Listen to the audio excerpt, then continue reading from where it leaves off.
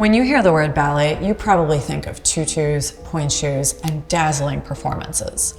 But ballet has actually gone through centuries of transformation. Would you believe if I told you that the earliest days of ballet in fact had no tutus, no pointe shoes, and even no ballerinas?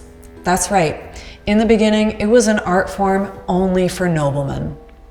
So how did it go from its origins in 16th century Italian noble courts to the breathtaking technique and the grand and sometimes quite modern stages of today? Come with me on a journey across centuries. We'll see how ballet evolved with each era leaving its mark.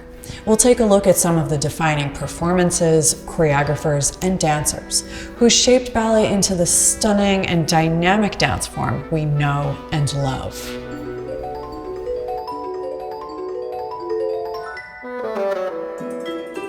Ballet began as a political act. In 1533, Florentine Catherine de' Medici married Henry II, the future King of France, forging a powerful alliance between their countries. But Catherine didn't just come to France bearing her family's clout, she also brought the tastes of the Italian noble courts. These truly lavish spectacles were filled with intricate dances, theater productions, fireworks, exotic animals, circus performers, choreographed cavalry. The list goes on, the likes of which France had never seen.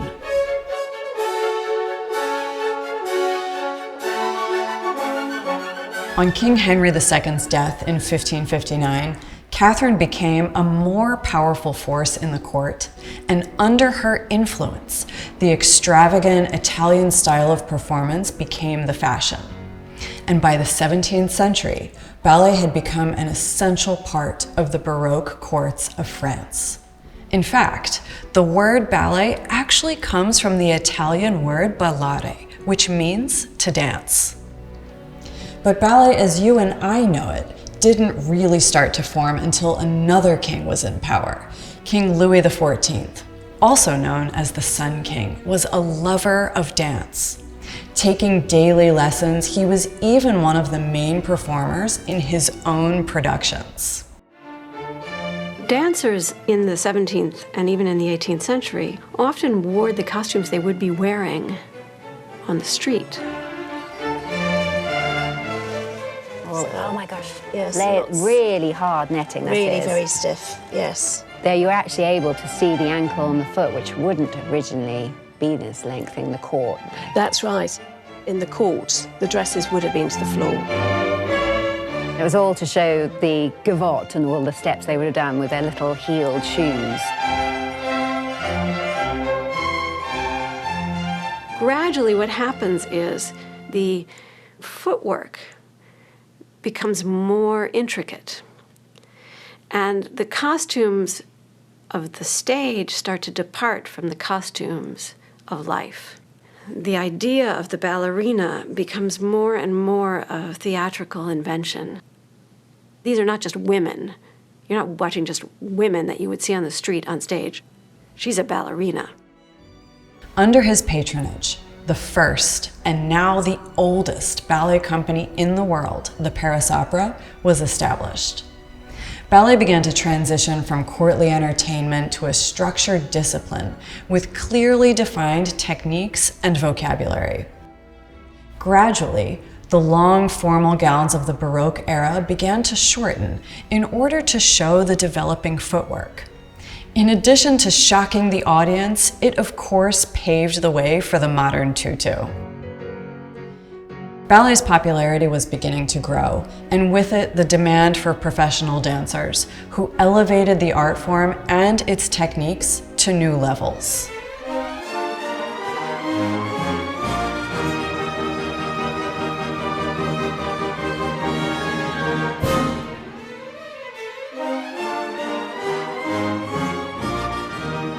It was actually the French Revolution, 1789 to 1799, that led us to the next iteration of the dance form. Before the Revolution, Ballets were mostly made for and by the aristocracy. They told stories of idealized gods and goddesses. Essentially, it was the upper classes crafting an image of themselves. But after the revolution, the monarchy was out of style, and ballets were now filled with the beliefs and superstitions of everyday people, giving us the Romantic era. Stories marked by an obsession with ethereal beauty and the supernatural, leading to productions filled with spirits, fairies, witches, and tragic love. By the 19th century, ballet had completely transformed into a widely recognized and beloved theatrical art. Dancers really began to push the boundaries of footwork and athleticism. It was during this time that the most revolutionary development, perhaps in all of ballet history, happened: the pointe shoe.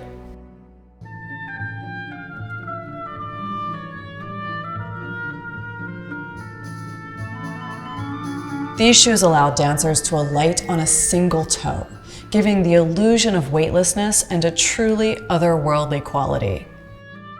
In 1832, Marie Taglioni became the first ballerina to dance a full-length ballet on pointe in La Sylphide.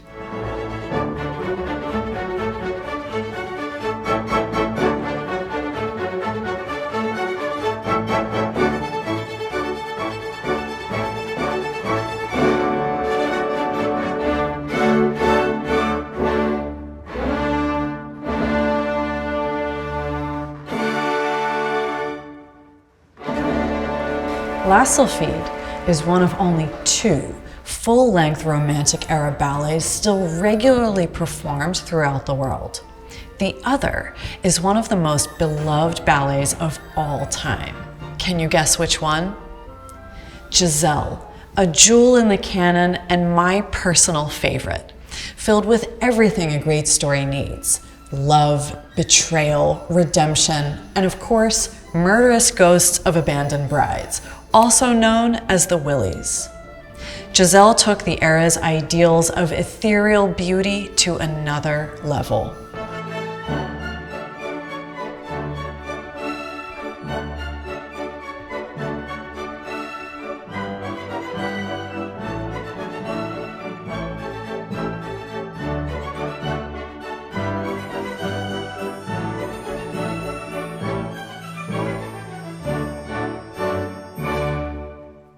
It's easy to see how the magic of the pointe shoe elevated the ballerina to become ballet's undisputed central figure, on a pedestal of impossible perfection, replacing the kingly male dancer. If the French Romantic era introduced pointe work and magical storytelling, it was the next chapter, the classical era, that perfected it. Characterized by extreme athleticism, elaborate plots, costumes, and set designs. This period was shaped by, or some might say owned by, one of ballet's greatest choreographers, Marius Petipa, a Frenchman who'd spent the bulk of his career in Imperial Russia. Petipa is often considered the father of classical ballet. He choreographed over 50 ballets, some with his assistant Lev Ivanov, most of which are still central to the repertoire today. He frequently collaborated with the brilliant composer Tchaikovsky, whose scores for The Nutcracker, Swan Lake, and Sleeping Beauty are among the most iconic in ballet and music history. Petipa's ballets defined the classical era and style with their demanding technique, exciting grand pas de deux, and stunning ensemble formations, cementing the structure of ballet as we know it today. Fun fact, when you hear the word tutu, you probably think of this flat pancake-style tutu, which is known as a classical tutu and didn't show up until this period, as opposed to the longer style skirts from earlier, which are called romantic tutus.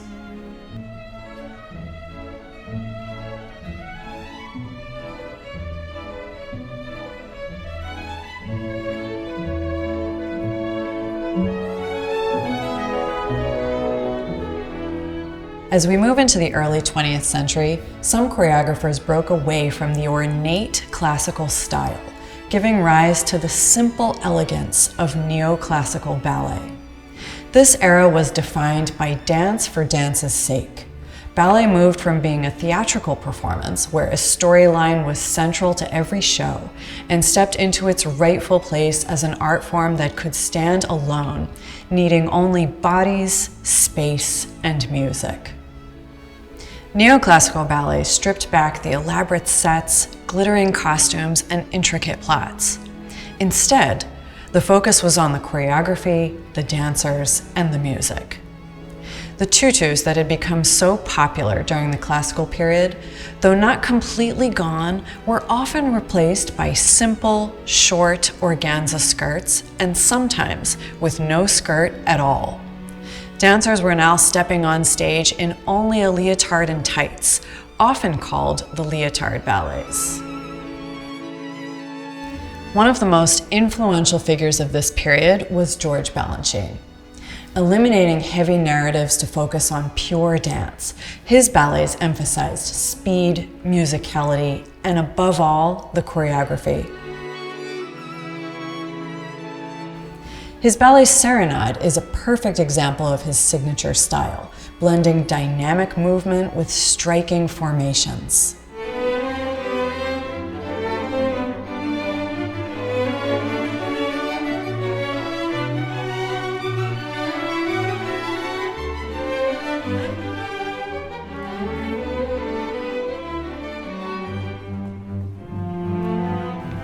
Another master of neoclassical ballet was Frederick Ashton, the founding choreographer of the Royal Ballet.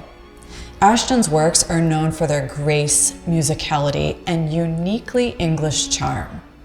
His ballet's symphonic variations showcases his intricate use of line and movement, embodying the neoclassical aesthetic. Other key choreographers of this period include Kenneth Macmillan, whose Manon brought deep emotion to ballet, and Jerome Robbins, giving us the beauty of pure movement in dances at a gathering.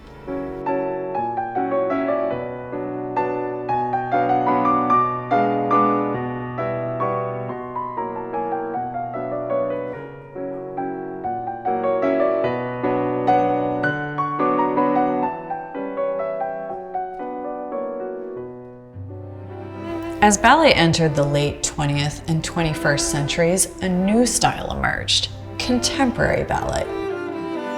This style blends classical technique with modern dance influences, emphasizing fluidity, athleticism, and innovative storytelling.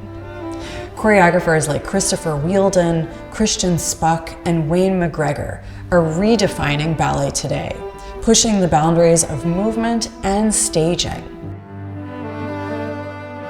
Christopher Wheeldon's Alice's Adventures in Wonderland brilliantly integrates ballet, theatrical storytelling, and visual spectacle.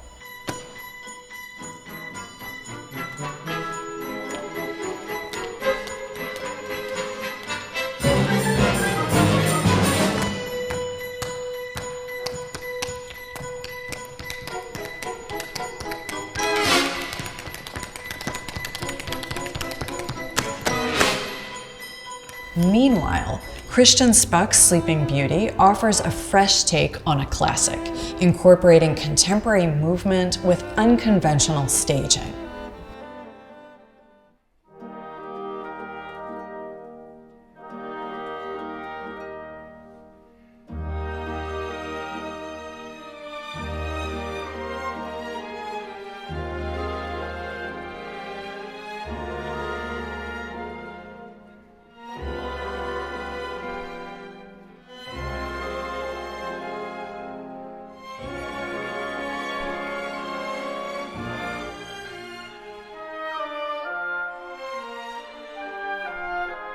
Contemporary ballet continues to evolve, constantly reshaping what ballet can be.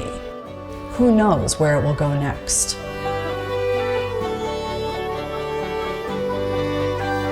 Whether you love the grandeur of classical ballet, the innovation of neoclassical works, or the boundary-pushing world of contemporary ballet, There's a performance waiting for you right here on Marquee TV.